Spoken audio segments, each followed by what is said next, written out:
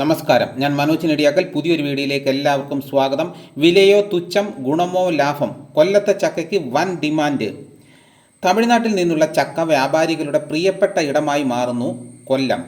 സമീപ വർഷങ്ങളിൽ കൊല്ലത്തിൻ്റെ കിഴക്കൻ മേഖലയിൽ നിന്ന് തമിഴ്നാട്ടിലേക്ക് ദിനം പ്രതി കിലോ കണക്കിന് ചക്കകളാണ് കയറ്റി അയക്കുന്നത്.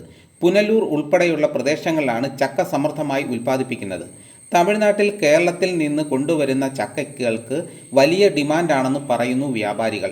മൊത്ത കച്ചവടക്കാർക്ക് താങ്ങാവുന്ന വിലയിലും തമിഴ്നാടിനോട് ചേർന്ന് നിൽക്കുന്ന പ്രദേശമാണെന്നതുകൊണ്ടും കൊല്ലത്തെ ചക്ക വിപണിയുടെ ഹൈലൈറ്റ്.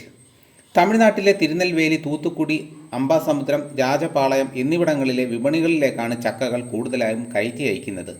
കേരളത്തിൽ താങ്ങാവുന്ന വിലയ്ക്കാണ് ചക്ക കിട്ടുന്നത്. തമിഴ്നാട്ടിൽ ചക്കയ്ക്ക് ഉയർന്ന ഡിമാൻഡുണ്ട്. നിരവധി ഭക്ഷ്യ സംസ്കരണ കമ്പനികളും ചക്ക വാങ്ങാൻ മുന്നോട്ട് വരാറുണ്ട്.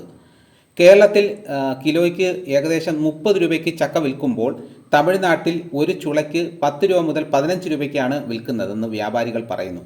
രസകരമെന്ന് പറയട്ടെ, ഇവിടെ നിന്ന് കുറഞ്ഞ വിലയ്ക്ക് സംഭരിക്കുന്ന ചക്ക പലപ്പോഴും മൂല്യവർദ്ധിത ഉൽപ്പന്നങ്ങളായി കേരളത്തിലേക്ക് തന്നെ മടങ്ങിയെത്തി ഉയർന്ന വിലക്ക് വിൽക്കുകയും ചെയ്യുന്നു.